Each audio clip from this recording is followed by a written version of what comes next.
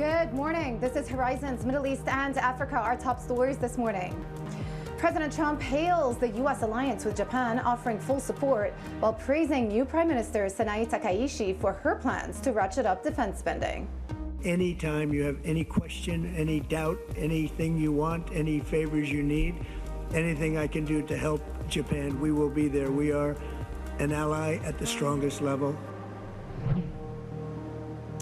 The record-breaking equity rally takes a breather in Asia as investors brace for a flurry of big tech earnings and major central bank decisions, including the Fed and the Bank of Japan. Well, it's just gone 8 a.m. across the Emirates. I'm in Saudi Arabia today here for the annual FII conference. This is the 9th conference where the world's top bankers, business leaders, and executives are gathering to explore the future of global investment. We have an absolutely stellar lineup today on Horizons, with banking heavyweights such as David Solomon, Bill Winters, and private equity names including Anuj, Ranjan, and Gabriel, Caillaux. And throughout the day, we'll also be speaking to the UK Chancellor Rachel Reeves, JP Morgan Asset Management Mary Erdoes, as well as the Saudi investment and Qatari finance ministers. So let me tell you, it is going to be busy, everybody, so strap yourselves in. We've got a really cracking show coming up in the next couple of hours. As ever, let's take you to these markets and take a look at how some of the major indices are faring. We have U.S. futures, well, coming off what has been actually a really strong session for Wall Street and for these Wall Street futures. Wall Street majors, once again, all-time record highs. S&P futures this morning, though, trading flat. But, of course, the key index breaking through 6,800 with the focus on developments with U.S., China, and also Trump's visit to Japan today, potentially more trade deals on the table, and the fact that we also have a huge amount of earnings to watch out for this week from Magnificent Seven and the Fed meeting, too. So NASDAQ, we have trading sideways. Qualcomm, a big outperformer yesterday. The stock gained more than 11% with the unveiling of its AI accelerator chip. 10-year yield sitting below 4%, though, 3.98 still. And then gold, we are through $4,000 this time to the downside, 3,990. So as we continue to see this risk-on tone, money is coming out of some of those safe havens. But I mentioned we have a bunch of earnings. Let me just bring you HSBC earnings that are just hitting the wire right now. And let me just remind everybody that yesterday, HSBC broke the news that they had $1.1 billion of a provision on litigation related to the Madoff case. So this morning, we are not getting estimates because the estimates have not been updated to reflect that new litigation. So let me just give you the headline figures, though. The third quarter revenue has come in at $17.8 billion. Its third quarter pre-tax profit has come in at $7.3 billion. That constitutes a drop of 14% year on year. In terms of guidance, and now expecting the banking net interest income of $43 billion or better in 2025. And then they have said that they are confident to deliver mid-teens return on tangible equity target as well. In terms of some commentary, the progress we're making gives us confidence to upgrade those targets. We are becoming a simpler, more agile focused bank. And of course, that is in reference to the major restructuring that the CEO, Georges Hidri, has been undertaking since he stepped into the role about just over a year ago now. So these are the main flashes coming through. In general, what you are seeing, though, is that the profit is down 14% year on year, $7.3 billion, and then the overall revenue is $17.8 billion. Figures from HSBC coming through. Okay, let's also switch on and talk about how markets in Asia are faring today with Winnie Su in Hong Kong. Winnie, walk us through the price action, because what I'm seeing is not as much green on the board as we had in Wall Street yesterday. Yeah, exactly, Joanna. We're seeing that Asian stocks taking a bit of a breather today, especially after having hit all these record highs in the past few sessions. You can see on the board that Kospi here, Korean stocks really leading losses here after SK Hynix actually saw some analysts saying that Samsung, its rival, is cutting prices for the HBM chips. Now, also interestingly here, we are seeing that the Shanghai comp is a bit of an outlier here. It just passed that 4,000 4,000, a key milestone here for the first time in a decade ahead of that meeting between Trump and Xi expected on Thursday. Now, also a bit of a strength when it comes to the onshore yuan hitting a one-year high, and that is also driven by the continuous weakness in the dollar. So speaking of the dollar, we flip the board and look at how that's also translating into the strength of the Japanese yen here. So Japanese yen up just slightly, about 0.4%, and that's also coming on the back of a minister saying that he's closely watching the impact of the weaker yen. Now, we stick with the Japanese stocks because that is that big story here going on in Asia, with Trump and Takaichi meeting, signing an agreement, and also seeing that they're going to form a stronger alliance going forward. But we are hearing from traders that they are seeing a bit of a profit take after the Nikkei hit that 50,000 level, and also a bit of a profit taking as we continue to watch the two leaders meet later today as well. Winnie, thank you so much for the run-through. That was Winnie Su in Hong Kong. Well, as she was just describing, President Trump has reaffirmed the U.S. alliance with Japan and praised new Prime Minister Takaichi's defense spending plans as the two leaders signed a framework deal on critical minerals and rare earths. This will be a relationship that will be stronger than ever before, and I look forward to working with you. And on behalf of our country, I want to just let you know, anytime you have any question, any doubt, anything you want, any favors you need, anything I can do to help Japan, we will be there. We are an ally at the strongest level. Let's go live to Tokyo and our chief North Asia correspondent, Stephen Engel. Stephen, so this was always going to be a big trip for President Trump around the region, but he's also had the opportunity to meet with Japan's new prime minister. What were some of the takeaways from the meeting? Yeah, that's right. I think that last quote is very strong. We are allies at the strongest level.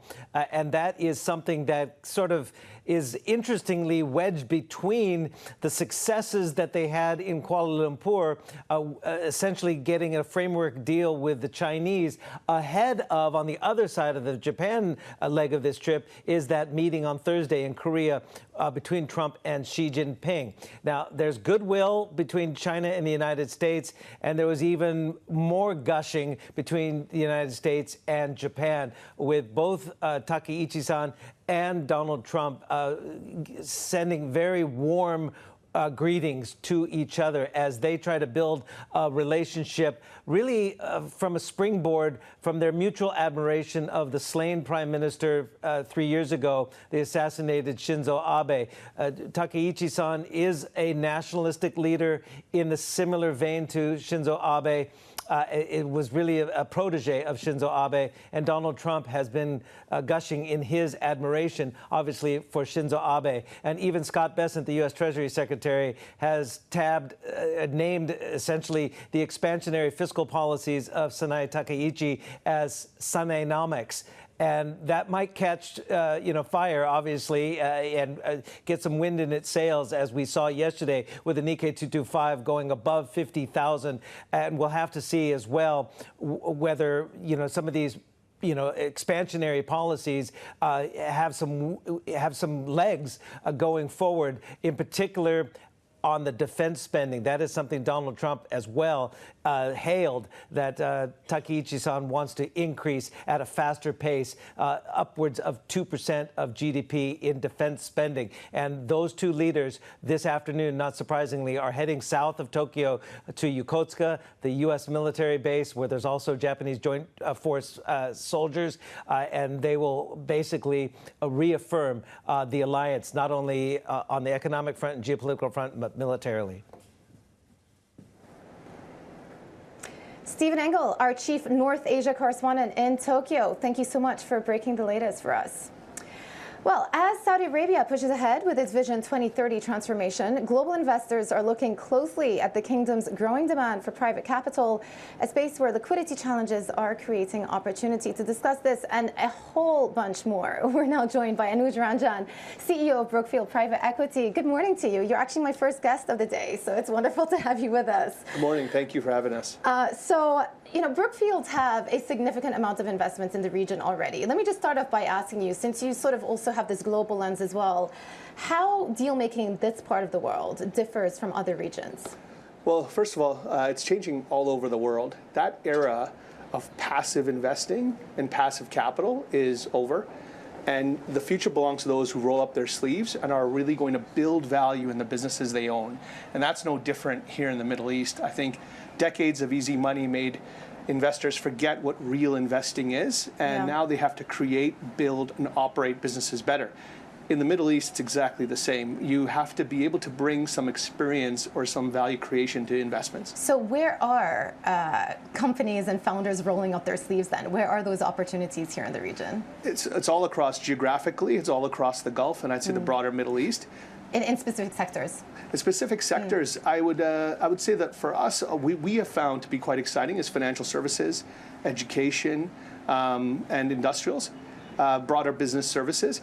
The thing is that the great thing about this market is it provides an opportunity to earn emerging markets returns with developed market risk.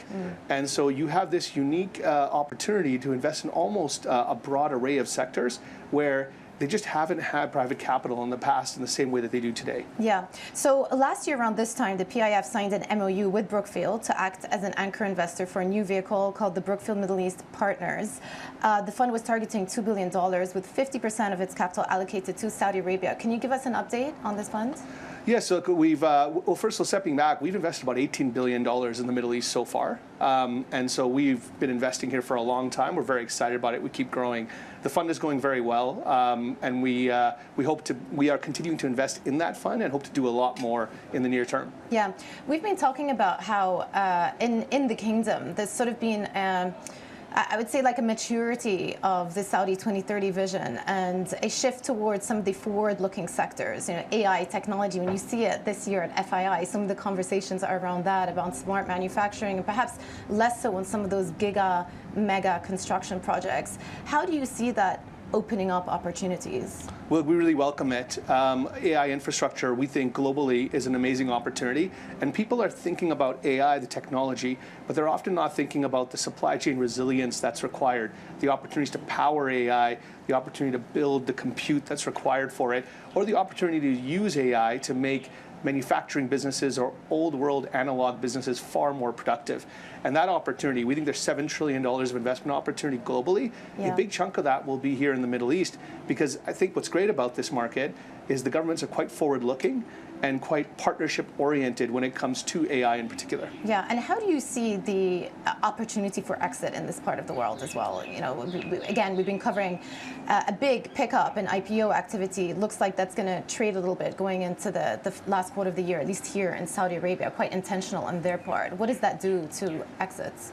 Yeah, look, I think all markets have these cycles that move a little bit. Actually, what's happening with the public markets softening a little bit, probably due to an anticipation of certain very selective pullback of government spending.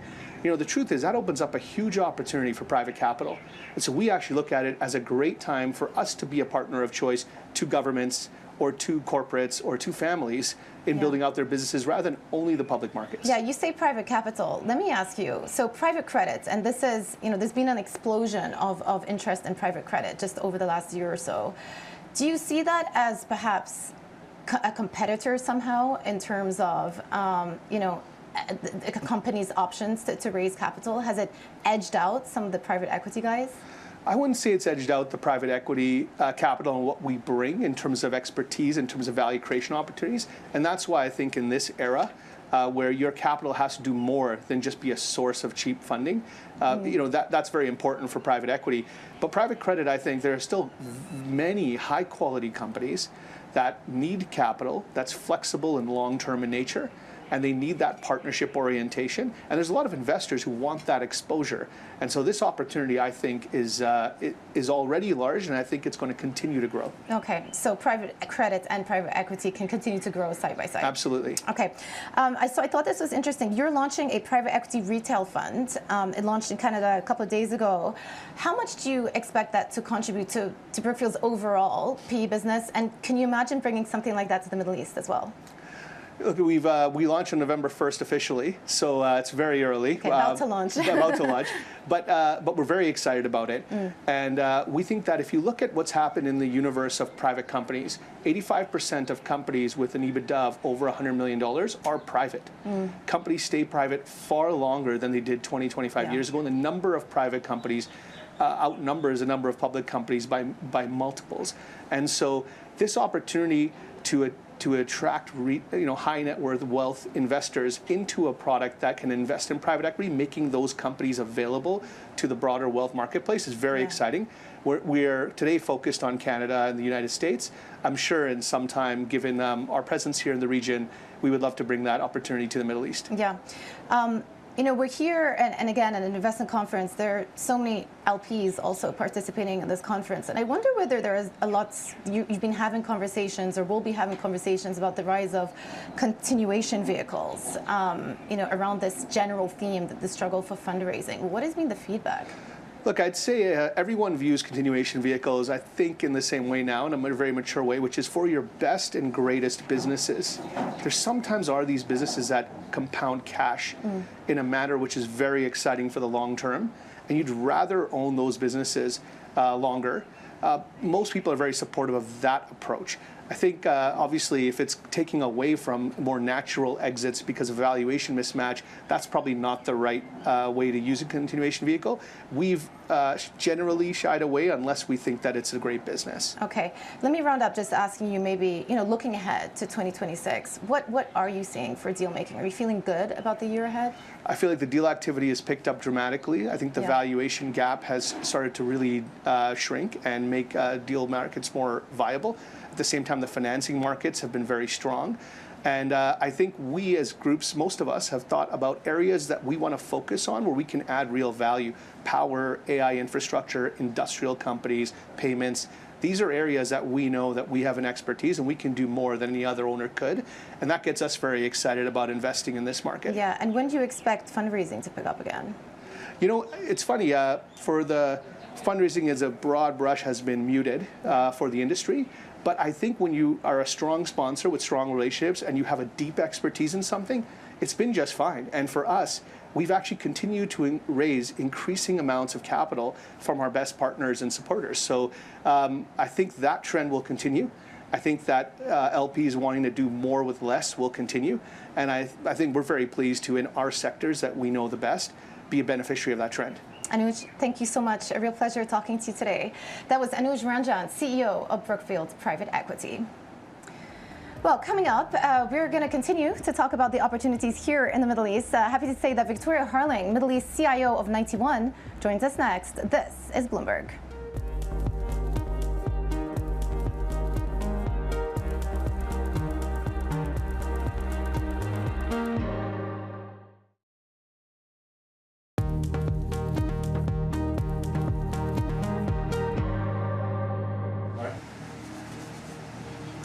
Welcome back to Horizons Middle East and Africa. I'm Joanna Bersachi in Riyadh.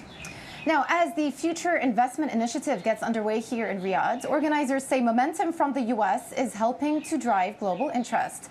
FI Institute CEO and Chairman Richard Atias told us that the U.S. engagement remains strong and that attention is also shifting to places like Syria. There is a momentum definitely from the U.S., but there is a moment because, as you said, 32%, one-third of our population is coming from the United States. Because this country, despite all the challenges they are facing, is still pioneering on many sectors, from vaccines, healthcare, innovation, technology, and so far and so on. And as you know better than me, President Trump is definitely giving the direction of the wind almost every day, every week, by signing different decrees, resolution, etc. Posts. So absolutely. So this influences a lot the global conversation on geoeconomics and also on geopolitics, because now we see a very strong connections between politics and economy. Yeah. And what is happening in the region currently is absolutely crucial. We're talking about the renaissance of Syria. We're talking about the renaissance of Gaza. We're talking about rebuilding these countries, which are now finally, I hope, part of the global map. So I think we'll hear a lot from that. I was stopped, coming to you, I was stopped by at least 20 people on my way who I was not expecting to see here, who are real estate developers, who are big hotel chain managers, and they are here because apparently they will be talking about what to do in the region. Yeah. Yeah. Well, to your point, President Chera is also coming. Correct. This is why. One of the and he's not only coming, he asked to meet with almost all the top big 50 global CEOs, and probably he wants to pitch Syria opportunities, which I think are very solid and very valid. That was Richard Attia, CEO and chairman of the FII Institute. Now, coming up, the world's oldest ruler, Cameroon's President Paul Biya, has just been re-elected at the age of 92. Details next. This is Bloomberg.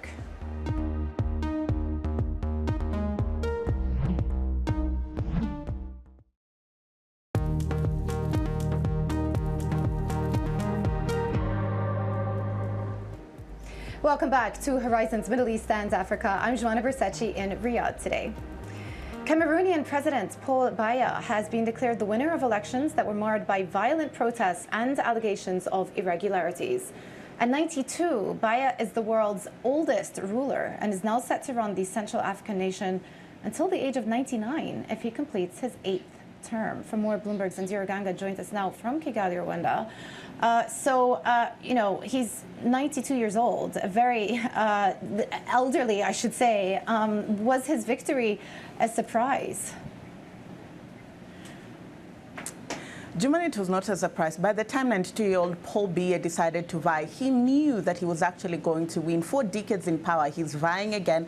Why would he lose now? And he wields a lot of power in the country. He controls the military, the judiciary. He personally appoints members of the Electoral Commission. So despite the fact that he only held 1 presidential rally, the election was his to win. What is surprising is the resilience of the people. Many of them have only known Paul Biya as the president of the country, and some of them have begun resigning to their fate. If you look at voter turnout, it was really low, and these are people that are dealing with a lot. In Islamist insurgency, they're dealing with secession politics, unemployment, high cost of living. This is a demographic that is actually tired of the same old narrative and recycling the same leader, despite the fact that they might go to the ballot and vote otherwise. What was also surprising is opposition. We saw Issa Bakari rise up from the government. He was actually a minister in Paul Biya's administration until June, when he stepped away to vie in this election. But what's not surprising is he's been part and parcel of the very administration that has worked very hard to drown opposition. This is a country with over 300 political parties. Yeah. So we're seeing a lot happening. If the president stays in power, there could be a power vacuum because countries outlive leaders. Bloomberg's Ndiro Ganga in Kigali, Rwanda. Thank you so much. Well, coming up, we're going to continue to talk about opportunities here in the Middle East. Victoria Harling, Middle East CIO of 91, joins us next. This is Bloomberg.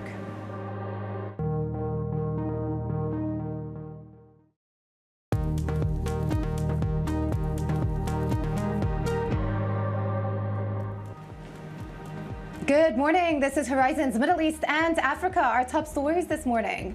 President Trump hails the U.S. alliance with Japan, offering full support while praising new Prime Minister Takaichi for her plans to ratchet up defense spending. The record-breaking equity rally takes a breather in Asia as investors brace for a flurry of big tech earnings and major central bank decisions, including the Fed and the Bank of Japan. And we have a whole host of newsmakers joining us here at FII, including UK Chancellor Rachel Reeves and JP Morgan Asset Management Mary Erdoes, as well as Saudi and Qatari ministers. It has just gone 8:30 a.m. across the Emirates. It is 7:30 a.m. here in Riyadh in Saudi Arabia. I'm Joanna Versace, live from the 9th Annual FII Conference. And again, a cracking show today. We have so much more to bring you, interviews over the next 90 minutes. Let's get to markets, though. We saw another record close for Wall Street. Investors are really eyeing some of the positive language that's coming through U.S.-China with a focus on that President Trump, President Xi meeting later on this week, is scope for a potential trade deal there. But of course, bear in mind, we do have some mega tech cap earnings, mega cap tech earnings. It's difficult to say that one. This week, some of the magnificent 7 names reporting throughout the course of the next couple of days. So that will be a key driver for market sentiment as well. Keeping an eye on Qualcomm yesterday too. They unveiled the launch of an AI accelerator. The stock was up 11% after that happened. But overnight, you can see that the handover from Asia is pretty muted. We have S&P futures, NASDAQ sort of trading sideways, not doing a whole lot. 10-year yields 3.98 as we head into the Fed meeting tomorrow. They, of course, are widely expected to cut interest rates by 25 basis points. And then gold continues to dip. We are about 0.3% weaker today. We are through $4,000, but to the downside now as some money comes out of those safe havens in light of the risk-on rally that we've seen the last few days. But let's also check in on how markets in Asia are faring with Winnie Su in Hong Kong. Winnie. Yeah, so we're seeing that Asian markets taking a bit of a breather today with the overall gauge down about 0.2%. And remember, that's coming back of the stock really hitting a few fresh records in the past few sessions. And leading losses here today in Asia are the Korean stocks with the Kospi down over 1%. And that's also dragged by SK Hynix after analysts saying that its rival Samsung said that they are cutting prices for the HBM chips. Now, interestingly, we are seeing a bit of an uptick when it comes to the Shanghai comp, and it reached that 4,000 key level, which is the first time that it hit that level in a decade. So reaching that psychological level ahead of the meeting between Trump and Xi this Thursday. Also seeing a bit of a strength when it comes to the onshore yuan, the highest, the strongest in a year. So that weakness in the dollar is also translating into the strength in the yen. So we flip the board and look at how Japanese markets are doing, because it really is what we are watching very closely in Asia today with the meeting between Trump and Takaichi, them signing an agreement and also saying that they're forming a stronger alliance. So all eyes are on the Japanese market, but we are seeing a bit of a weakness when it comes to the Japanese stocks, and that's coming after the Nikkei hit that 50,000 key level, and also traders are saying that it's a bit of a profit taking as this positive sentiment has already been priced in. Back to you, Jomana. Yeah, well, Nikkei above 50,000, so maybe you're right, a bit of profit taking coming through. Winnie Su in Hong Kong, thank you so much. Well, joining me now at FII is Victoria Harling, the Middle East CIO at 91. Victoria, it's good to see you. You got a different title since the last time we spoke. Congratulations. Thank you very much. Talk to me about what 91 has in terms of ambitions for the region. I believe you have offices now in Saudi Arabia and in the UAE. Yes, we do indeed. I think the move to the region, and I'm just relocating here to Riyadh right now, is really about the ambition that we see in the growth of the fixed income markets, equity markets generally. Yeah. And so our plans to build a team, build an office here, and really sort of be part of the evolution of the markets is something that we see as a real growth for the business in the next 10 years. Yeah, it's so interesting because, you know, in prior interviews, we've spoken about emerging market debt, sovereign debt, corporate debt, and of course, Saudi Arabia has been picking up a lot in terms of borrowing issuance. Yes. Do you see that as perhaps one of the catalysts for you wanting to move here and, you know, in your words, to be part of that evolution? Yeah, I mean, honestly, the diversification across the whole of the GCC from non-oil revenues is something that lends its way to much deeper capital markets as we see that diversification come through in every field in the economy. And so that's really what excites us most. You know, you can see from the banks that have traditionally really owned the credit lending space actually now reaching limits, which paves the way for investors like us to come in and fill the gaps. Yeah, so I see you've also recently launched your first regional investment solution in MENA debt. What does that entail? Yeah, that's right. It's across the whole of MENA. And the idea right now, it's predominantly dollars, but as we see markets evolve in local currency, as we see securitizations evolve, etc., there'll be much more room for a truly diversified fixed income product. How is liquidity in this part of the world versus other EM markets that you look at? In dollar space, it's incredibly liquid. So mainly due to the very high credit quality that we traditionally see here. Yeah. And we're seeing a lot of Asian buyers come in now, which in the past, Asia has been a really liquid space, and now we're seeing that come through and feed through into this region. Okay, super interesting. One thing I do want to mention as well is, obviously, 91, your headquarters are in South Africa. What opportunities do you see for trade between the Gulf and Africa? How will you capitalize on that with this new office? Yeah, well, or new presence? I would say that one of the key themes that comes out here is mining assets. That's something that we have a long history in. But just generally, the trade relations are getting much stronger. So a lot of the conversations that we're having over the next couple of days relate to that relationship getting stronger. Yeah, okay. Let's zoom out and talk more broadly about macro. I mean, you just heard me running through the markets. Yeah. There obviously is the big Fed meeting this week. And you look at where stock markets are trading. You look at how credit spreads are trading. And I just wonder whether there actually is incremental spread value to be extracted from credit. It's so tight. The landscape is so tight at the moment. No, for sure.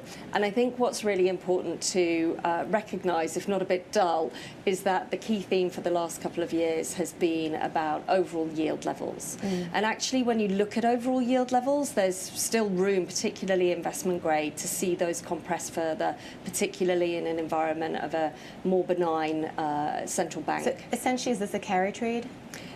Yes, but at the same time, when you look at some of the flows that have been happening, and we talk about, the decline of US exceptionalism, you're seeing a pivot away from US credit from non-traditional US investors, and that really plays to the strength of this region. We're seeing a lot of Asia moving into this region. We've seen China sovereign trade through treasuries, so even having a premium may not be the case in the future. Yeah, since you mentioned US exceptionalism, it's also been a year where the dollar has declined significantly as well. We're down double digits, like down 10% or so.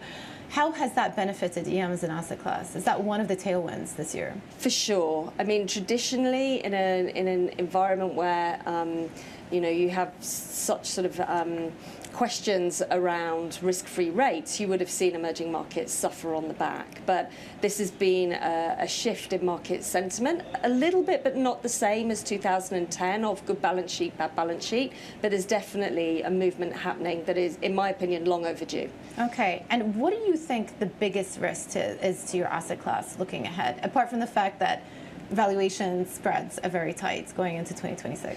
Yeah, I mean, clearly it's that we're at that we're about to enter a turn down in the business cycle with defaults picking up. But actually, when you look at the resilience of company balance sheets, it seems unlikely. So in our opinion, it's more something that's going to stem from what we've already seen coming out of the US, private credit headlines that come up that shake the market. But we think that that's actually quite muted. What is your read on Tricolor and First Brands, the situation that came out in the US a few weeks ago? I mean, I think you're always going to have the occasional story that pops up.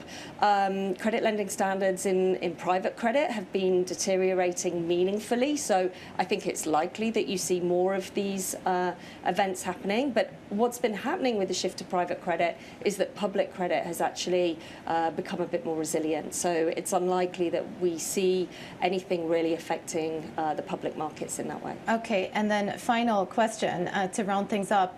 Where do you see the biggest public credit opportunities right now? We spoke about in the Middle East. Can you give us more detail about specific countries or duration that you're targeting? So actually, here it's more that we see opportunity for new companies to come to market. So part of the job here is to talk to companies that might want to borrow capital, and actually that's what we see, just a huge growth in credit opportunities here in the Middle East. Victoria, thank you so much. A real pleasure to talk to you, and good luck with the role.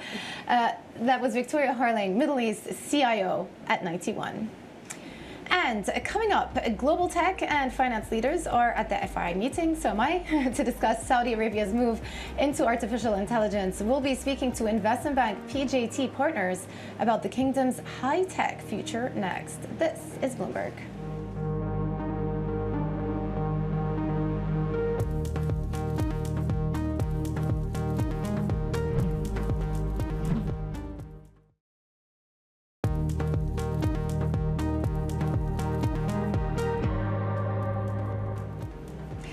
Welcome back to Horizons Middle East and Africa. I'm Joanna Bersachi in Riyadh today.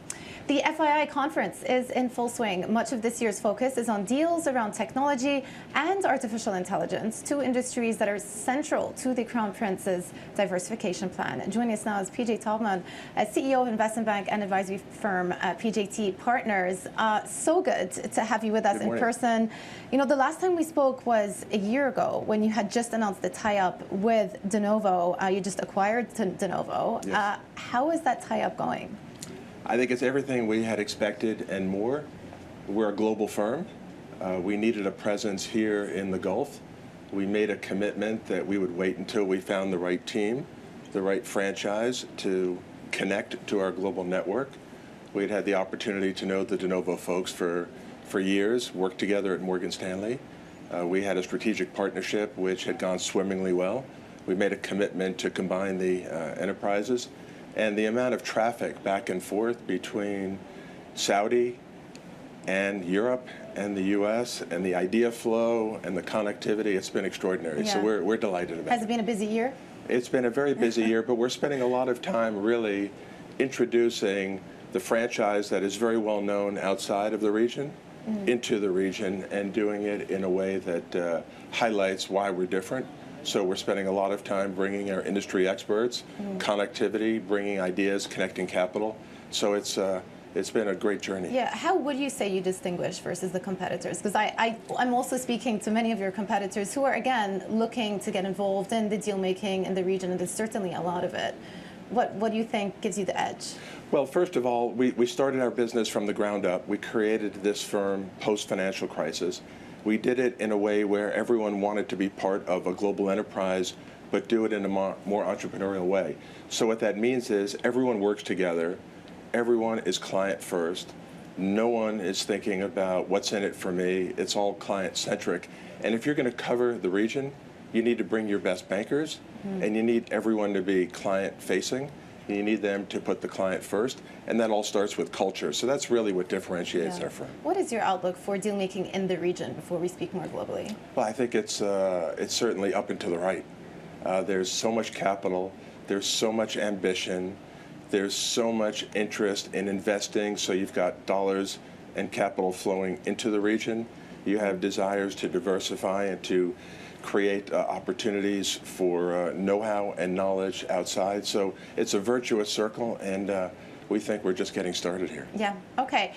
Since I mentioned deal making, there actually has been a pickup in global deal making in the last couple of months. Do you think that's with us to stay? Is that going to continue into 2026? I certainly believe it should. We had been forecasting that this would be the second best year in a decade. I think that's proven out. No matter how much more activity we're seeing this year, it still pales when you step back and look at it in a historical context.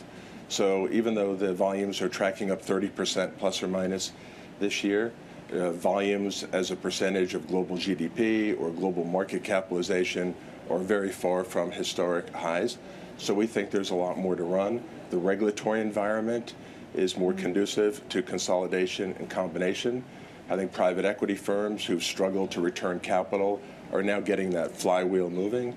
So they're starting to be more active. So all of the conditions are present, not to mention the fact that we're sitting here at record high equity values and deep access to debt capital. And yet there's a shutdown right now in the U.S. Is that putting the brakes on it a little bit in terms of, obviously IPO activity into the last few months of the year? There's really, it's unfortunate to say, but I'm not sure that for most people there's really an appreciation that the government is shut down. So we're moving along. Deals are getting announced and capital is being raised. Yeah, and you see that with how stock markets are trading. And you just mentioned, the bull run right now in stock markets. I look at where Wall Street indices are trading. I look at where credit spreads are trading. This has been a almost 16-year bull run, for these markets.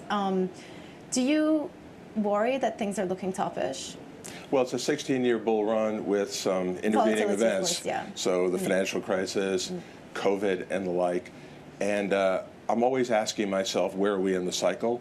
Because the best deals are early to mid-cycle. You don't want to be late cycle. I think the AI pivot is so profound. On the one hand, there's so much capital that's flowing into data centers, into energy, into technology. On the other hand, it's going to be so dislocating to the overall economy that you have to ask yourself at some point in time, are the second and third order consequences a shock to the system? So you're always looking around the corner trying to figure out what's next. But that's why I think there's a bit of unease, because on the one hand, everyone knows that the direction of travel is to more technology, more automation, more sophistication, more streamlining. But there are going to be job dislocations, and like you see it with Amazon's announcement overnight. Yeah. So if the consumer starts to slow down because they see others losing their jobs and start to worry what does it mean for them, that could make things a bit more fragile. How do you read First Brands and Tricolor's situation from a couple of weeks ago? Are you worried that there are more types of these situations that are going to pop up? Well, as you know, we have the world's leading restructuring and liability management franchise. There's nothing I'd like more than to sit here, pound my chest, and tell you that that the sky is falling from that perspective. But the reality is, we don't really see that. There are all sorts of allegations which need to be determined, and there are idiosyncratic risks with companies all the time, and there are companies that go under, whether it's for fraud or other reasons. So we're not directly involved in that situation. What we are seeing is a lot of transactions that were birthed in 2021, right after COVID, where there was free money and a risk-on mentality. A lot of those transactions have come undone. The equity returns aren't there, the debt returns aren't there. We're spending a disproportionate amount of our time restructuring that vintage of transactions. Yeah, interesting. You know, to your point about where we are in the cycle, typically you'll see a pickup in frauds, towards the end of the financial cycle. And I just wonder whether, from that perspective, you're thinking, okay, there are a couple of incidents here of frauds. Maybe this is an indication that we're coming to the end of this. I'd like to see more than one or two data points to make that. I think human nature being what it is, you're always going to see, untoward actions from time to time. If there's more sense that it's pervasive, yes, but we don't see that at the moment. Okay, so bullish for next year. Certainly bullish for next year. Yeah. Okay. I want to ask you about the investment bank, because the bank has been growing very, very fast. What is your outlook for the bank? What are your ambitions? What are your plans for the bank from here? Our ambitions are simple. They're quite profound, but we want to be the world's best investment bank, and we have extraordinary ambition. But we also have near infinite patience. And we know that if we're going to build the world's best investment bank, you can't do it overnight. We've been at this for 10 years. I think the success that we've had in 10 years is extraordinary.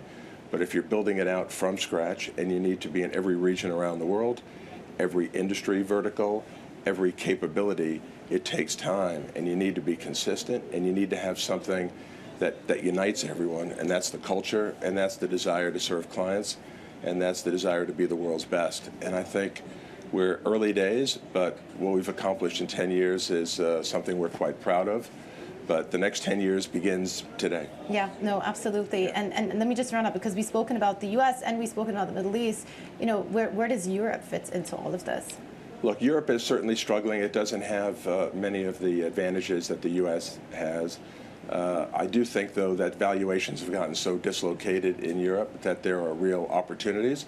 And I think European companies understand that they have too fragmented an economic backdrop, and there needs to be more consolidation, more European champions. So we expect to see a pickup in deal activity in Europe as well. Okay, interesting. And so something that also could create opportunities for you Absolutely, next year. yes. Yeah, great. Paul, thank you so much for joining us today at FII. Really interesting to sit down with you and get your thoughts.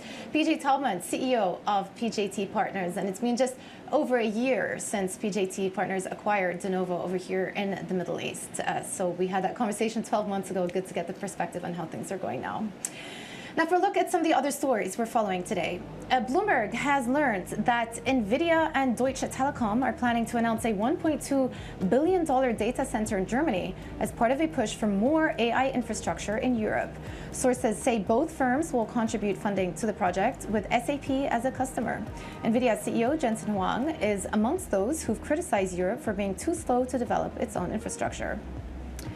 And Amazon shares gains in New York after reports that it is planning massive job cuts. Sources tell Bloomberg the company is targeting corporate jobs in departments including logistics, payments, video games, and cloud computing. Reuters earlier reported that the terminations could come as soon as Tuesday and affect as many as 30,000 jobs. And Bloomberg has been told that Paramount Skydance will begin a major round of layoffs on Wednesday with 1,000 job cuts. Our source says a second round is also expected later, with a total number previously reported at about 2,000. Paramount Skydance was created through a merger in August, and new management is moving quickly to cut costs and restructure. And sticking with the theme, Google has signed a deal with Next Era Energy to supply power for its U.S. data centers from a restarted nuclear plant. And we will just get you a check on how those stocks are trading in a moment. Next Era will start delivering power from the Iowa plant by 2029 under a 25-year agreement with Google. Building nuclear power plants to fuel the energy demands of the AI boom can take years, but reviving closed facilities is emerging as a faster option. And the EU and China will hold talks this week to address trade disputes. That's as Beijing's restrictions on exports of key minerals and chips risk disrupting Europe's auto industry. The EU is working on a contingency plan, including boosting production of minerals while also preparing trade options to retaliate against China's restrictions. And let me just bring you up to speed on one of the companies that has reported this morning, and that is HSBC. Just to bring you some of the headlines here, give me a moment as my computer is just loading up.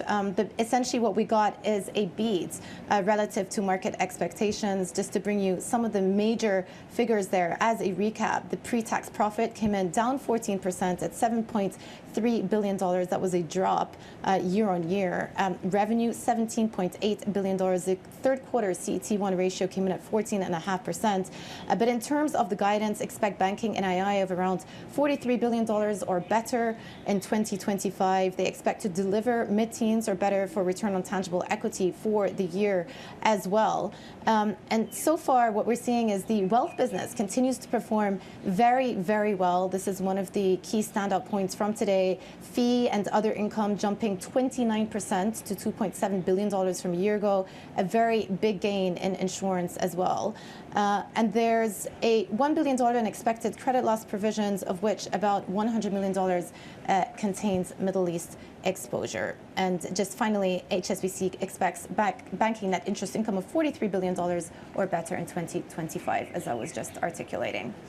Okay, a quick look at broader markets, and you can see equity futures not doing a whole lot this morning. We're trading sideways. We're coming off a bumper session yesterday. Strong gains for Wall Street, another record high. The S&P closed through 6,800. We've got futures leaning towards the red now, but of course, a huge couple of days coming up. We've got some of those magnificent 7 names reporting. We've got the Fed widely anticipate to cut interest rates by 25 basis points. And then all of the other big meetings taking place geopolitically. President Trump is in Asia.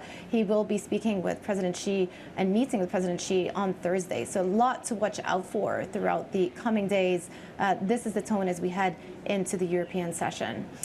But that is it for the very first hour of Horizons Middle East and Africa. Stay with us. We have another hour to go, just a 2-hour show this week. And we will be speaking to some of the other banking heavyweights, David Solomon and Bill Winters, in the next half hour. This is Bloomberg.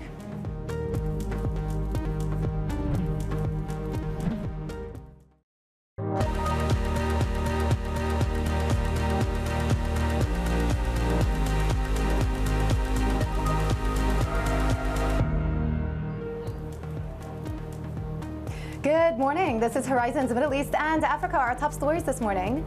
President Trump hails the U.S. alliance with Japan, offering full support while praising new Prime Minister Takaichi for her plans to ratchet up defense spending. Anytime you have any question, any doubt, anything you want, any favors you need, anything I can do to help Japan, we will be there. We are an ally at the strongest level. The record-breaking equity rally takes a breather in Asia as investors brace for a flurry of big tech earnings and major central bank decisions, including the Fed and the Bank of Japan. Well, it's just gone 9 a.m. across the Emirates, 8 a.m. over here in Saudi Arabia. I'm Johanna Versace in Riyadh, live for the 9th annual FII conference. We have a stellar lineup on horizons today with banking heavyweights such as David Solomon, Bill Winters, and private equity names like Gabriel, Caillaux coming up this hour. And throughout the day, we have names like UK Chancellor Rachel Reeves, JP Morgan Asset Management's Mary Erdoes, as well as the Saudi investment and Qatari finance ministers. So I'm going to be a little bit busy, but hopefully we'll bring you some good interviews. Let's check up on these markets, check on how we're faring. Another record close for Wall Street yesterday. All the majors ending up in the green. A lot of positivity, people building on, again, you know, some of the positivity around AI, but also some of the more conciliatory signals emerging out of US and China ahead of that President Trump-Xi meeting later this week. Today, things are pulling back a little bit. We've got futures for both the S&P and NASDAQ basically trading sideways. We've had a bit of a negative handover from the Asian session. We have 10-year yields sitting at 3.98%. A lot of focus on that Fed meeting coming up tomorrow. They are expected to cut interest rates by 25 basis points, and the 10-year has sort of been hanging out around these 4% levels. And with this risk-on rally that we've seen the last few days, gold has slipped. So gold has actually come off. We're trading through $4,000 this time to the downside. 3,975 is where we're at, down 0.2%. So some money has come out of gold with the risk on that we're seeing in some of these broader global markets. But let's get back now to the world of finance. Not that we ever left it. I'm pleased to say I'm joined by David Solomon, the Group CEO of Goldman Sachs. David, it's really good to see you here in Saudi Arabia. We spoke here exactly a year ago. I don't know where the year has gone. The time goes quickly. As you get older, it goes faster. That's true. I'm certainly finding that. Look, let's just talk through this series of initiatives that you've done in the region over the past 12 months. Because from what I can see, you're really doubling down on your asset management business. You know, earlier this year, you announced a partnership with PIF in asset management. Last week, you announced that you're expanding wealth management in Saudi Arabia as well. So, you know, what's the vision here, and what's the kind of growth that you're looking to achieve? Well, we're certainly excited about what's going on in Saudi Arabia, what's going on in the GCC more broadly. I think it's a big opportunity for our business. We've been here for a while, but we've certainly been investing and expanding. You know, here in Saudi Arabia, we opened a new office this year. Yeah. We've got about 20 people on the ground here, but we're probably headed to about 60. And the big reason for that expansion is we've recently launched the initiative of our high-end private wealth business here in the region. And so that will bring more resources, more attention, and more focus. We've been in the region for quite some time. We've been active as a member of the Tadawul. I think we were one of the early participants in the equity markets here. And so we've been very, very involved in the equity markets as an international firm. We've led some of the largest IPOs in the region. I think you're going to continue to see an influx of capital markets transactions. And I think that's something that certainly we want to sit in the middle of those flows. Financing has always been core to Goldman Sachs' strategy in any part of the world. Yeah. You mentioned our partnership with a private investment fund around private credit. That's something we're certainly excited about too. So when you step back and you think about the progress here in the kingdom, the need for foreign direct investment to come in to continue to allow the population here to participate more economically, the changes that are coming from the investment that the kingdom's making in infrastructure and the local economy here, we think it's a great opportunity for Goldman Sachs to continue to partner with the kingdom. Do you see that investment coming in? I think there's great opportunity. I think it's one of the things that the Crown Prince is very focused on is how do you look out when you think about the exports, particularly of energy here, how do you create a more localized economy? And so I do see signs of an increase in that activity, particularly around things like tourism and investment in infrastructure that can support tourism, but also in certain manufacturing areas. And I do think one of the things that's interesting is AI and the ability for there to be AI infrastructure here that can be used and can be exported to different places in the region and around the world. Yeah, and certainly many people are eyeing out the opportunities there. You also opened up an office in Kuwait as well, so talk us through the plans there. Sure, we have a partnership with Kuwait, and we've actually been in Kuwait and have done business in Kuwait going back to the 1970s, so it's a long-term partnership. What I think is interesting about what's going on in Kuwait at the moment is there's a real effort after a period of time following the war in the 1990s where they really did not put the capital into the infrastructure and growth locally, and they had a legislative branch that was stopping progress. The Emir now is taking action to really spur significant investment, significant growth, and we're very proud to partner with the leadership there in helping them think through strategically how to expand that growth. So Goldman has offices now in pretty much all of the financial hubs of the region. And I just wonder whether you think it is necessary or it helps to get access to these types of pools of capital, to these long-term commitments, actually having a physical presence in the country as well. I think it helps enormously, and the world changes, and there's lots of technology and there's lots of flexibility, but showing up matters. You don't have to look much farther than outside of us here today. There are an awful lot of people from all over the world that have shown up here because they want to build relationships, partnerships, they want to participate. And so whether it's here in this region or you can go back to the United States, why do we have localized offices all across the country in the United States? Because in those communities, people want presence, they want direct connectivity, they want to show up.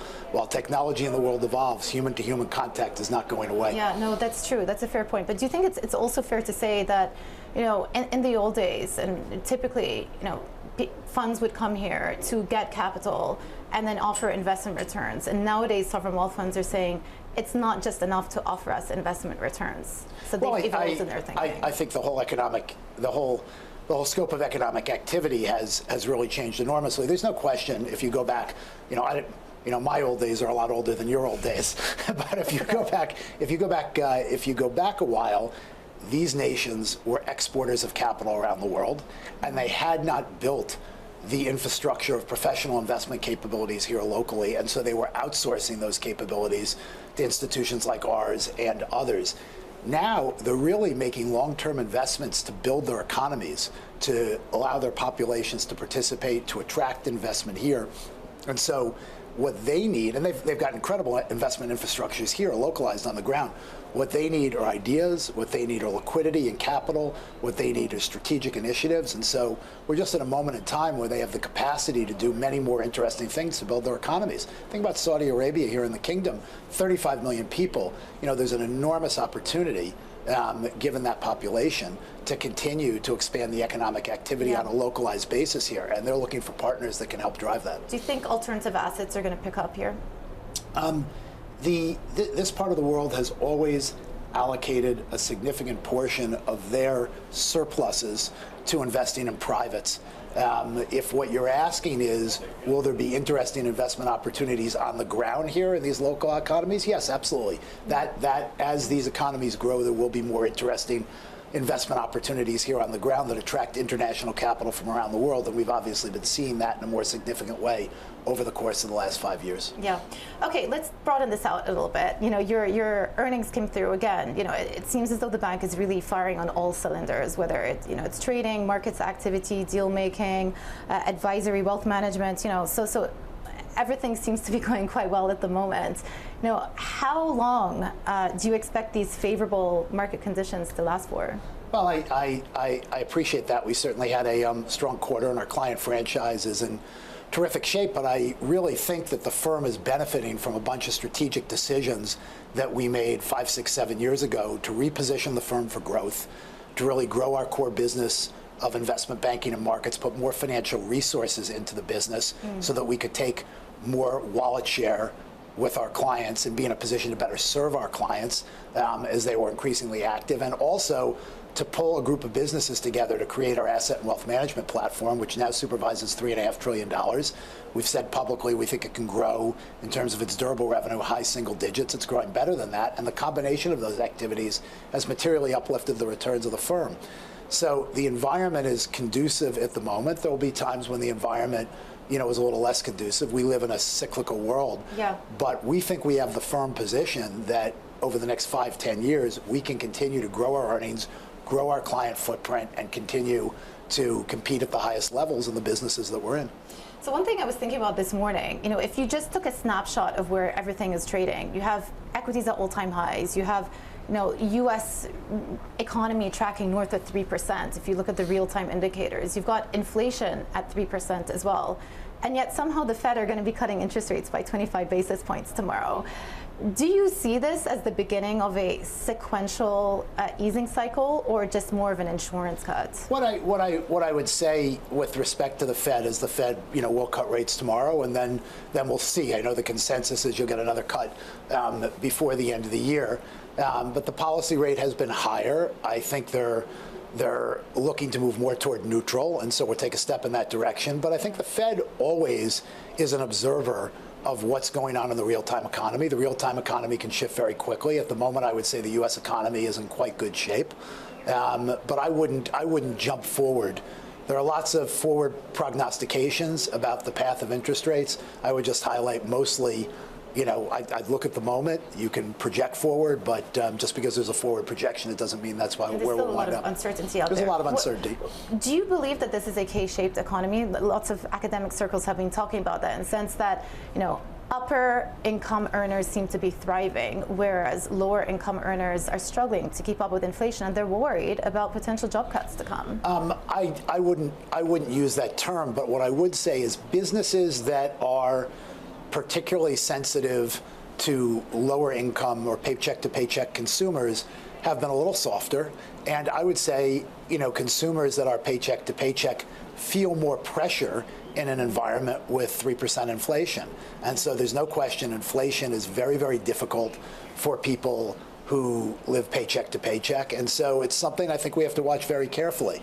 I know there's been progress from where we were a few years ago on inflation, but it's important that we get inflation back to target, because in any environment where it runs hotter, certainly people in that income strata feel it more acutely. But I'd still say overall, the U.S. consumer is in good shape.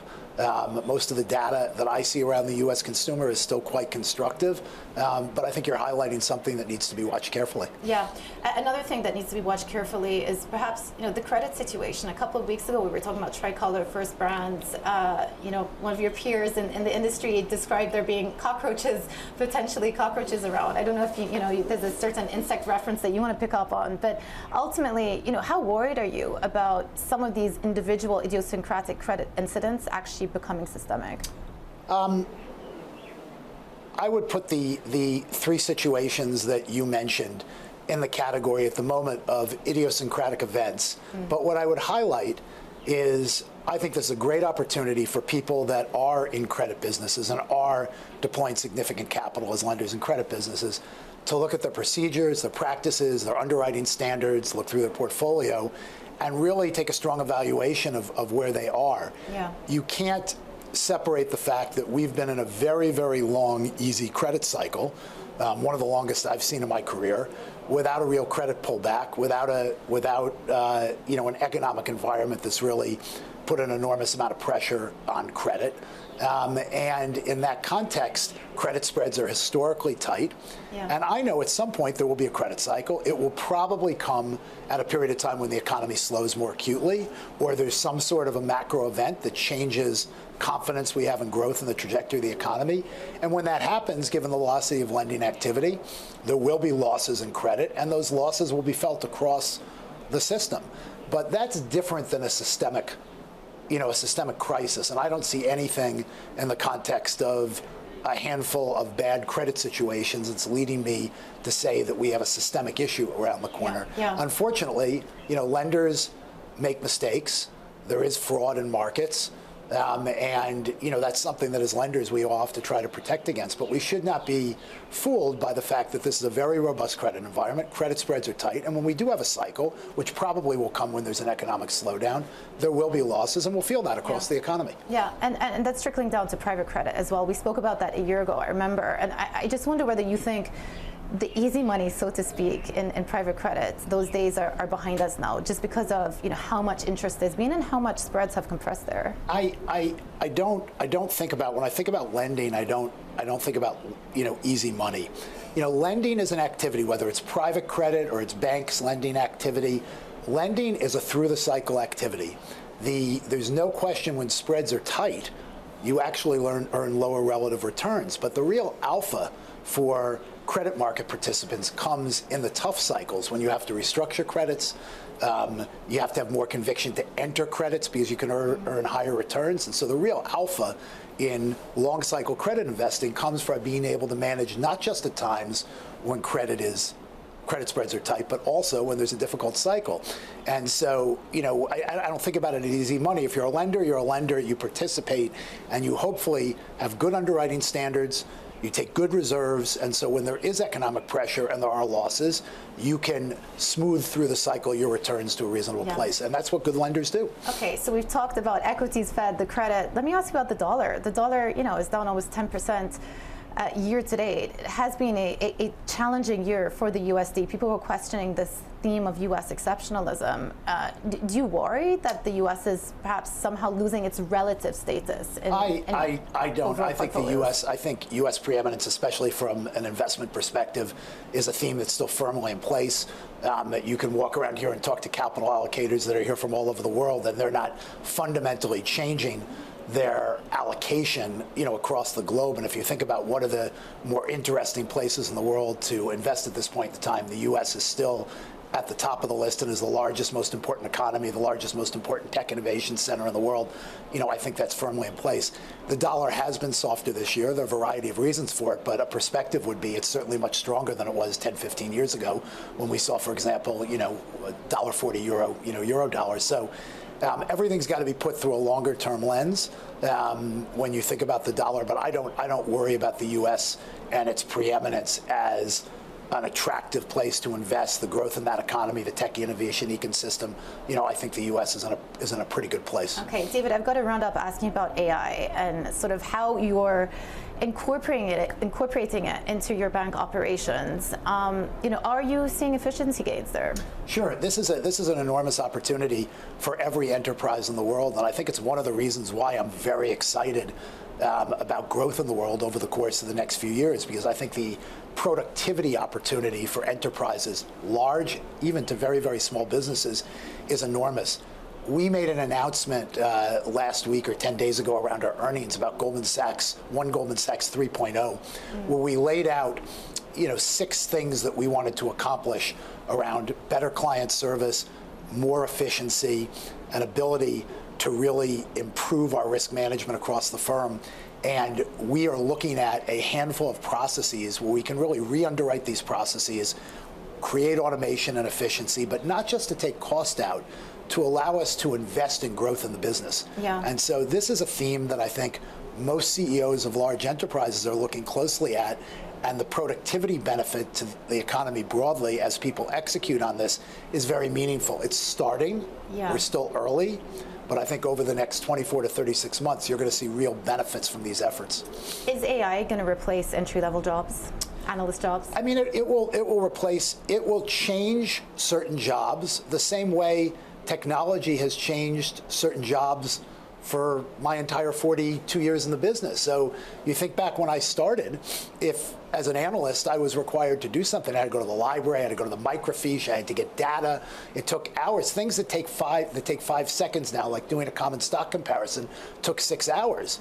Yet we still have lots of very productive people doing more to serve our clients. I think the lens that you have to look at is technology is always changing work, changing jobs, adjusting the mix of different kinds of jobs, but it doesn't mean that businesses don't grow, economies don't grow, and opportunities for very productive people don't grow. And I don't think it's going to be different this time, although I do think there are jobs that will be different, and there are jobs that will go away.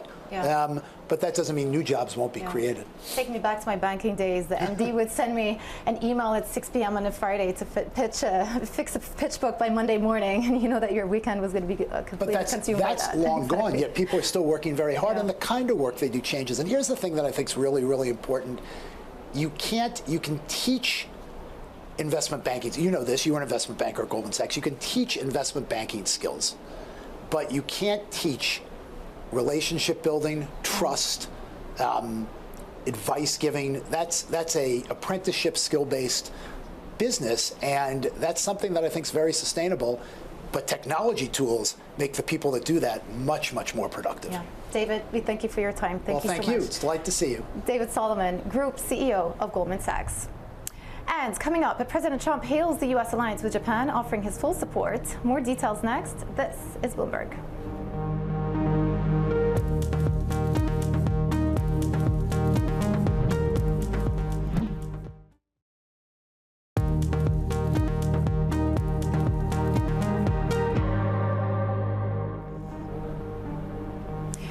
Welcome back to Horizons Middle East and Africa. I'm Joanna Bersachi in Dubai. President Trump has reaffirmed the U.S. alliance with Japan and praised new Prime Minister Takaichi's defense spending plans as the two leaders signed a framework deal on critical minerals and rare earths. Let's go live to Tokyo and our chief North Asia correspondent, Stephen Engel. Walk us through what we got out of this first meeting between President Trump and the new Japanese Prime Minister. Yeah, well, it's relationship building for sure, and I found it interesting timing as well. Coming off, of course, reaching common ground with the Chinese down in Malaysia on a framework agreement for a trade truce or a prolonged one, and ahead, of course, a day and a half ahead of that meeting between Xi Jinping and Donald Trump in Korea. Sandwiched between those developments, we have, of course, what happened you're seeing on the screen right now, a bilat, if you will, a summit between Trump and Takaichi-san in her first week as Prime Minister at Akasaka Palace, where they exchanged lots of pleasantries. Donald Trump saying Japan is an ally at the strongest level. You can call me, I'm paraphrasing now, you can call me anytime for any request, essentially. So they are sending a signal perhaps to China, because Takaichi-san clearly is a more nationalistic leader in the vein of Shinzo Abe, her mentor, if you will, who both these leaders really praised. Of course, he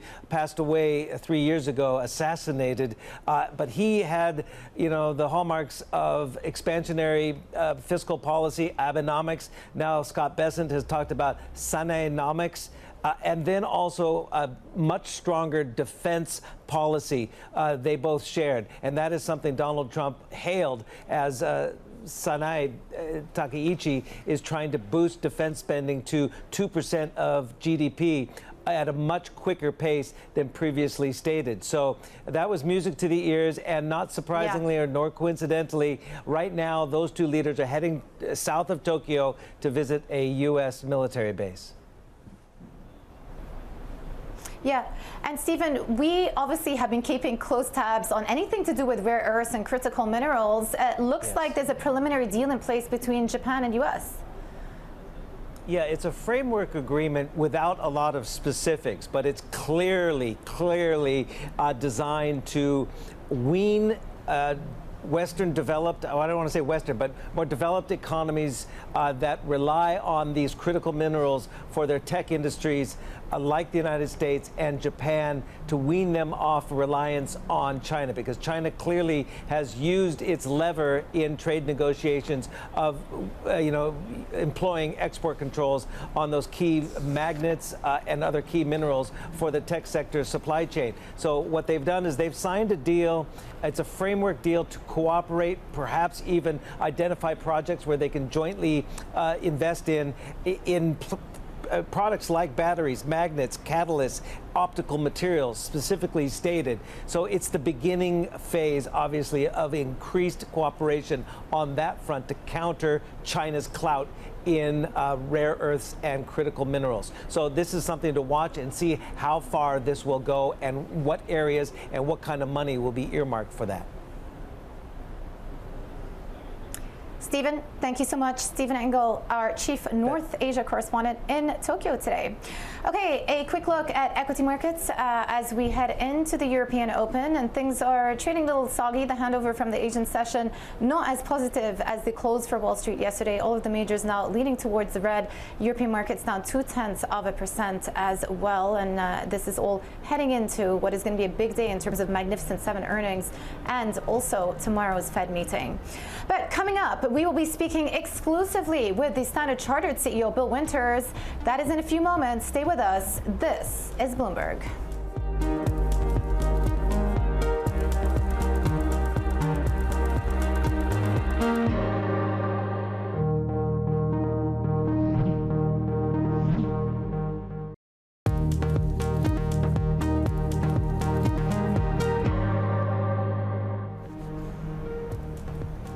Good morning. This is Horizons Middle East and Africa. Our top stories this morning. President Trump hails the U.S. alliance with Japan, offering full support while praising new Prime Minister Takaichi for her plans to ratchet up defense spending. The record-breaking equity rally takes a breather in Asia as investors brace for a flurry of big tech earnings and major central bank decisions, including the Fed and the Bank of Japan. And we have a whole host of newsmakers joining us here at FII, including UK Chancellor Rachel Reeves and JP Morgan Asset Management's Mary Erdoes, as well as Saudi and Qatari ministers.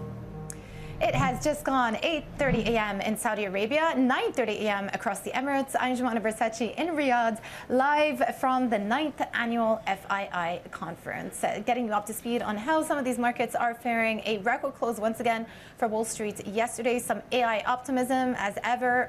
Some positive news out of Qualcomm for the stock. It sent the stock up north of 11% in trading yesterday. They've released their own version of an AI accelerator chip. So positive sentiment over there around the chip makers too, but then also, keeping a close eye on geopolitical developments as well, with President Trump in the region and a thawing of sorts between President Trump and President Xi as we sort of pick up momentum into that meeting on Thursday. Ahead of that, though, still a whole bunch of other things to get through. We've got Magnificent Seven earnings to watch out for. We've got the Fed meeting tomorrow. They are expected to cut by 25 basis points. Today, not seeing a whole lot of movement for these futures. We've got 10-year yields, those sitting shy of 4%, 3.98. And then gold also coming off the most recent all-time record highs, just below $4,000 here, down about 0.4%, 3,965 is the mark. Let's also check in on how markets in Asia are faring with Winnie Su in Hong Kong. Winnie.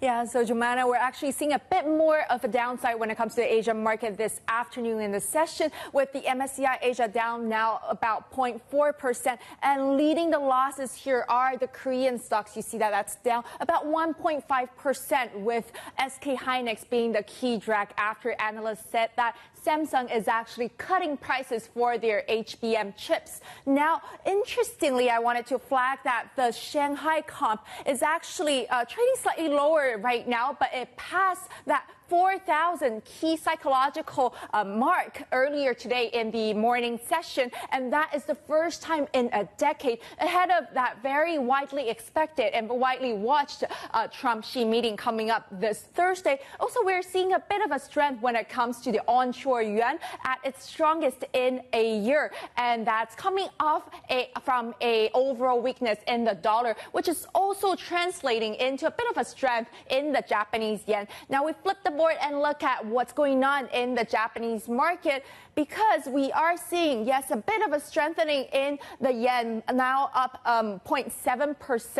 And that's also because there was a minister saying that he's closely watching the impact of a weak yen on the economy. Now, what's going on in Japan is really that big topic in Asia today, with Trump meeting Takaichi, and now they've signed an agreement and that they are expected to form stronger alliance going from here. However, you're seeing a little bit of a weakness when it comes to the stocks, and that's off-house traders are citing that it's a bit of a profit-taking when it comes to the Nikkei having gone above that 50,000 mark yesterday. So we are still watching how the developments between the two leaders are going to be later today as well. Winnie Su in Hong Kong, thank you so much for the latest on some of these Asian markets. Okay, Saudi Arabia's annual investment showpiece, the Future Investment Initiative, is underway here in Riyadh. That's why we're here, with a squeeze on Saudi liquidity from the kingdom's estimated $2 trillion economic diversification. Global tech and finance bosses are in the city to discuss the opportunities for them in the country's future. Joining us now is Bill Winters, Standard Chartered CEO. Really good to have you here with us, Bill. It's great to be here. Before we talk about the region, I do actually want to start off asking about the news of the week, which is this detente of sorts between President Trump and President Xi. There's going to be a meeting on Thursday. Do you see that and think, okay, this is good for my business? Yeah, of course, it's good for the world. Right? If the U.S. and China can de-escalate, it's going to be good for confidence. It's going to be good for growth. Of course, it'll be good for the U.S. It'll be good for China. And these are all good things. Our business really does well in kind of any scenario that's not extreme. The extreme scenarios of the U.S. and China spiraling into a really bad place, which looked possible, but I don't think was ever likely. That's a bad scenario. But the good scenarios are ones where the world gets back to business and is focusing on investing, creating jobs, goods, services, trade, cross-border. And it looks like we're a step in that direction. Yeah, how have tariffs affected the bank? I'm really not at all so far. So what we've seen is, on the one hand, a number of our clients are looking to basically hedge the outcomes. So there's been much more activity in financial markets. There's been a lot of preemptive funding of future projects or future capital needs, which is good for business. So that business is probably as good as it's been. On the other hand, we know that tariffs defer some investments. So some of our clients who, for example, have been looking at how they would diversify their manufacturing away from China into other markets, including many Chinese companies, in part because of tariffs, but in part because that's the nature of the evolution of business now with other countries having low-cost capabilities that can complement China's. Those investment plans go on hold when there's so much uncertainty.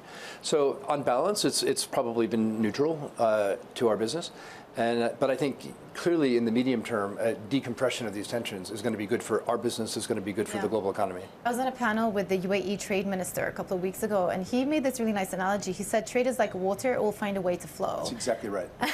And I wonder whether, for you, that's also created an opportunity, the rerouting of some of these trade flows. Oh, it's a huge opportunity for us because Standard Chartered Bank operates globally, but concentration on the ground across Europe, Asia, Middle East, and Africa.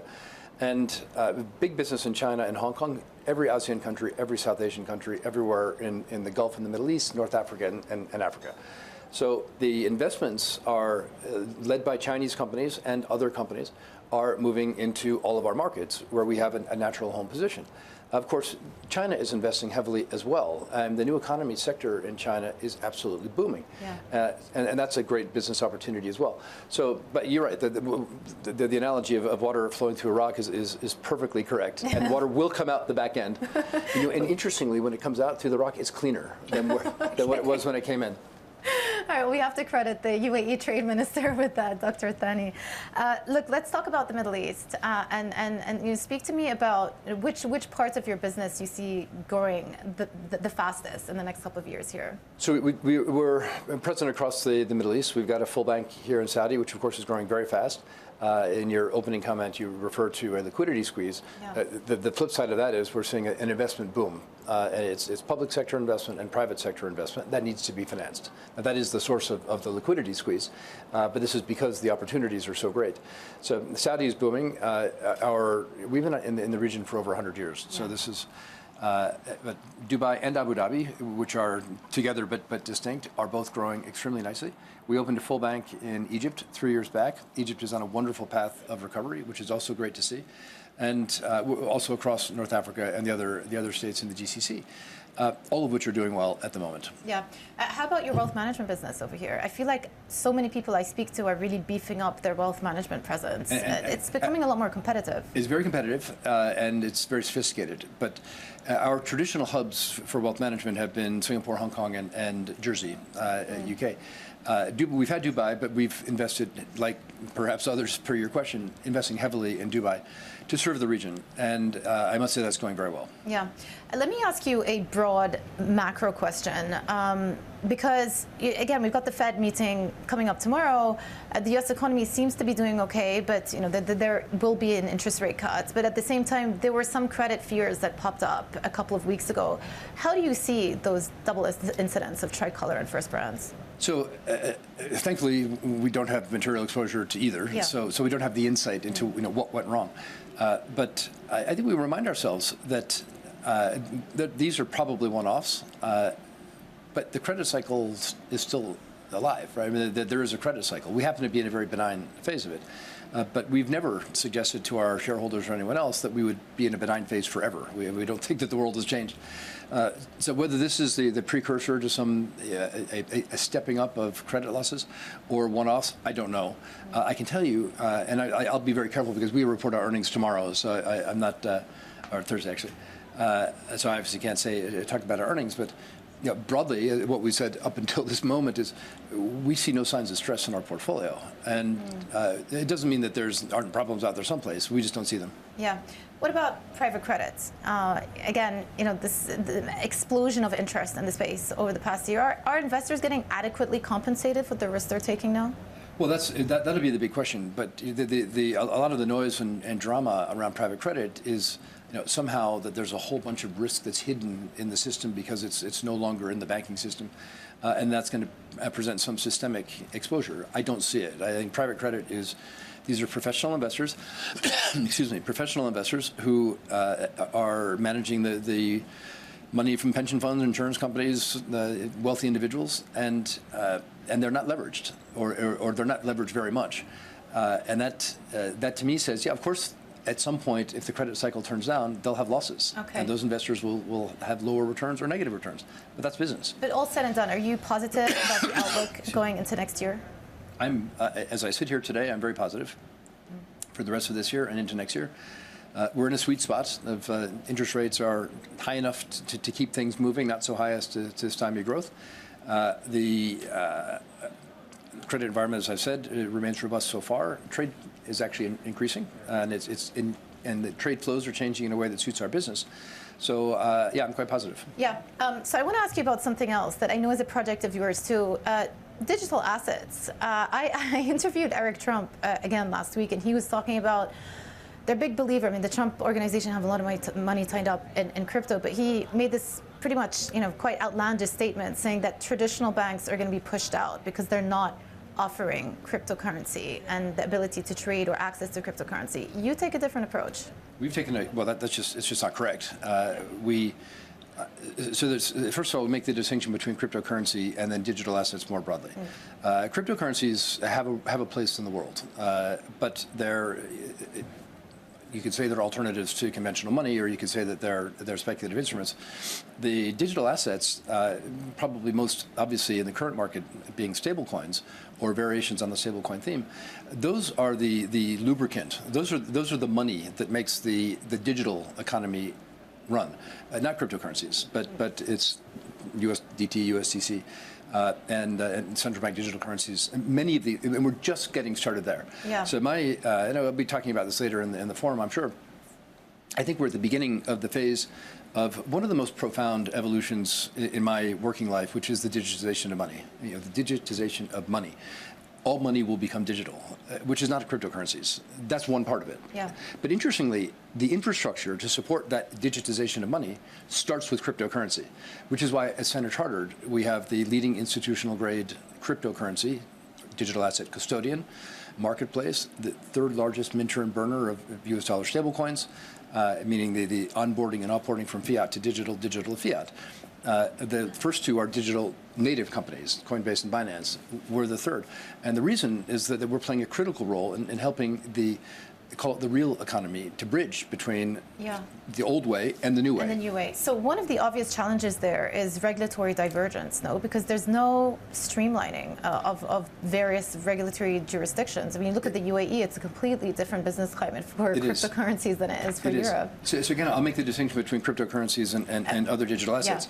Yeah. As a bank, and most banks we can't hold cryptocurrencies. I mean, we're technically allowed to, but the capital charge is so penal that as a practical matter, we can't. So while we have a cryptocurrency trading license, we're the only GSIB bank that has a cryptocurrency trading license, and we are making markets in cryptocurrencies, we can't have an overnight position without it being very dilutive to our returns. Yeah. That could change over time, although there's no sign that that's going to happen immediately. But the infrastructure, we can own and operate completely. And when we get right down to it as a bank, we do the plumbing. And we built that plumbing over 7 years. It's best in class. We have great partners like Circle, who have come in to partner with us on that infrastructure, and other many corporations, financial institutions. The custody business is truly institutional grade, and this is part of the maturation of these markets, and we are 100% there. So interesting. Bill, thank you so much for joining us today on the show. That was Bill Winters, the Standard Chartered CEO here at FII. Now, coming up, we will also be looking at where opportunities in deal making and IPOs are emerging with Gabriel. That conversation next. This is Bloomberg.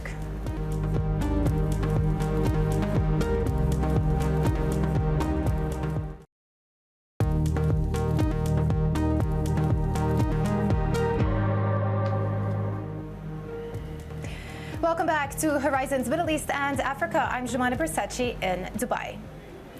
Investors are weighing how global deal-making is shifting amid market volatility and a slower global IPO pipeline. Joining us now is Gabriel Caillaux, the co-president of General Atlantic. Really good to meet you. Thank you for taking the time to sit with us.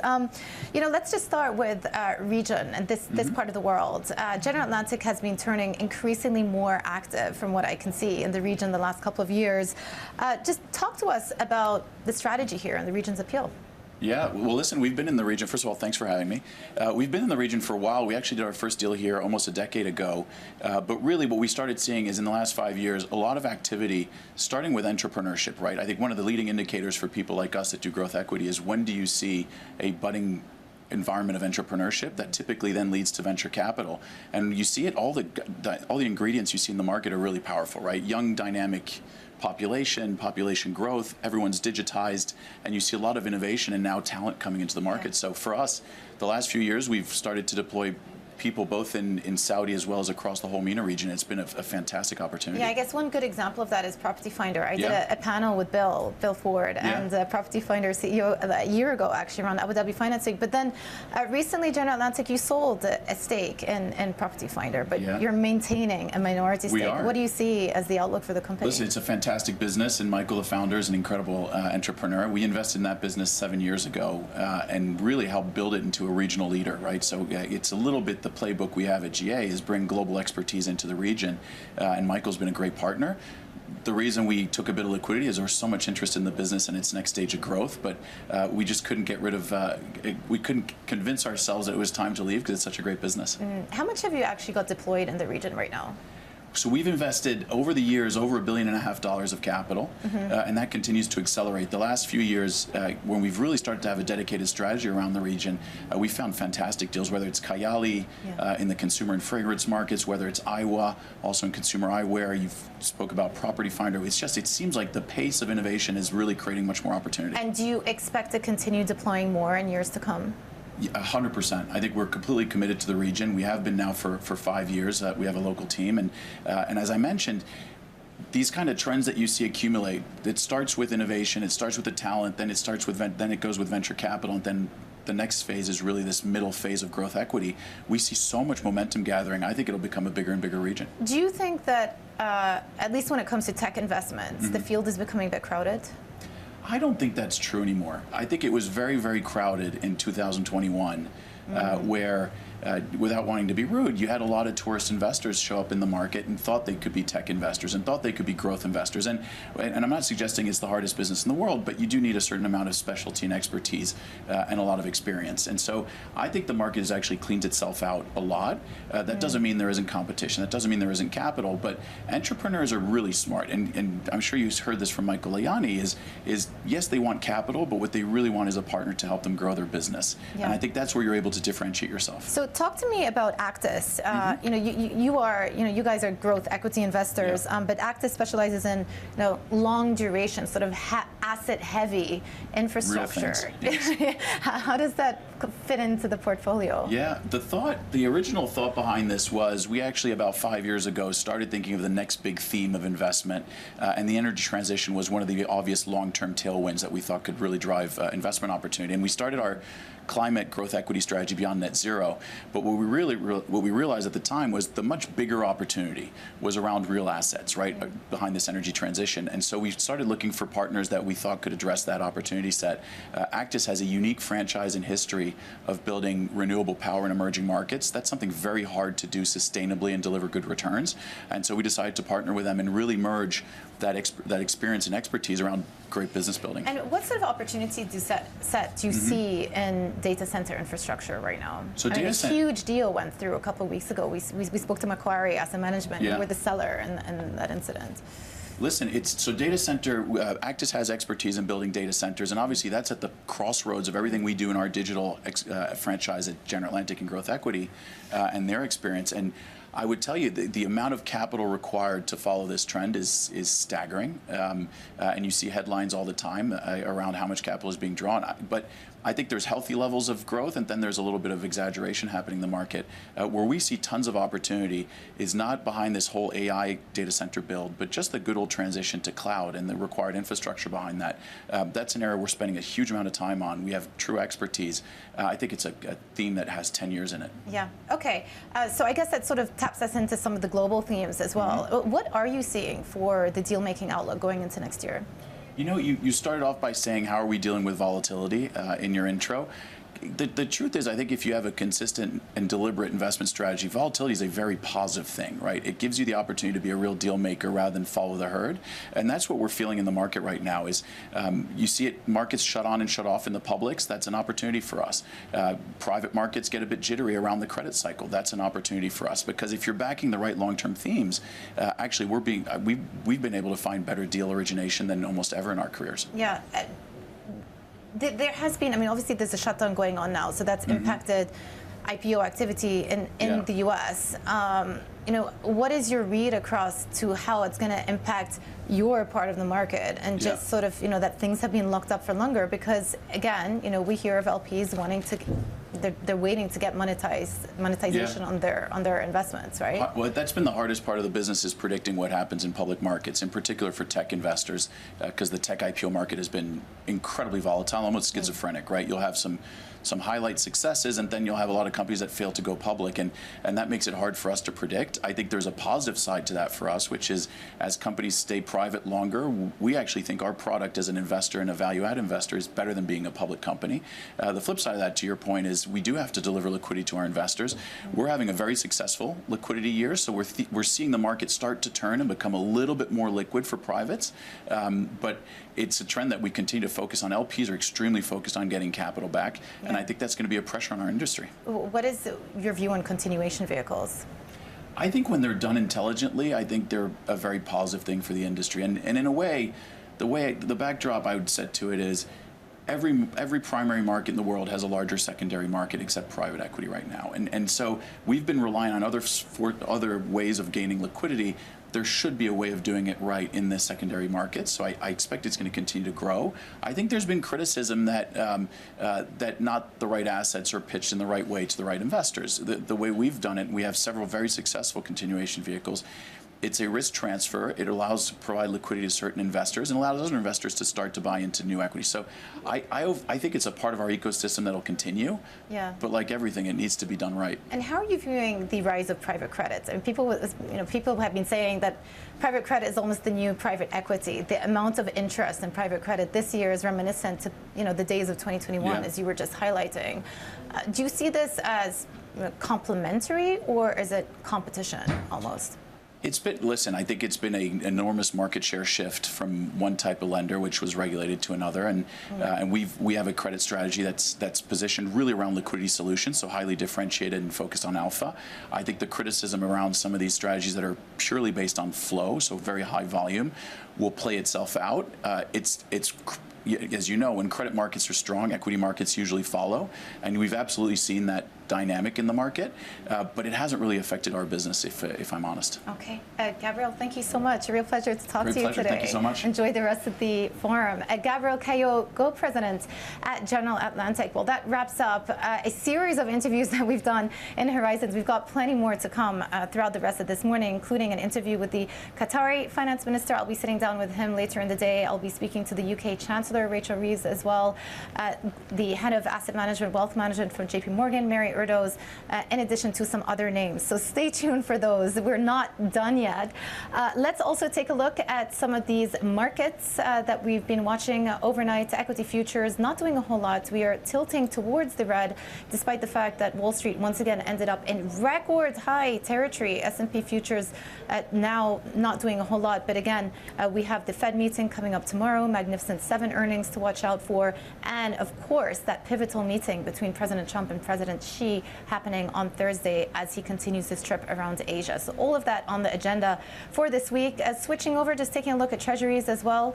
And what you're seeing here is that U.S. 10-year yield still sitting below 4%. So that is sort of been chained around that area, 3.98 and 3.49 for the front end as we get into that Fed meeting tomorrow. The Fed are expected to cut 25 basis points. But that was it for our our show, Horizons Middle East and Africa. I'm Jemana Bersachi in Riyadh. Stay with us for Daybreak Europe with Tom McKenzie next. This is Bloomberg.